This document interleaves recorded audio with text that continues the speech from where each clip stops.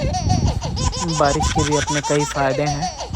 जो समंदर के एक इलाके में घूमना जाना चाहते हैं, समंदर खुद उनके दरवाज़े तक आ जा रहा है, नदी खुद दरवाज़े तक उनके आ जा रही है। इसके अलावा जो लोग खाली बैठे हैं और मछलियाँ पकड़ने के लिए उन्हें दूर जाना पड़ता है, वो घर के सामने ही पानी में मछली मार सकते हैं। पेट्रोल की बढ़ती कीमतों को देखते हुए कुदरत ने बहुत अच्छा इंतज़ाम किया है।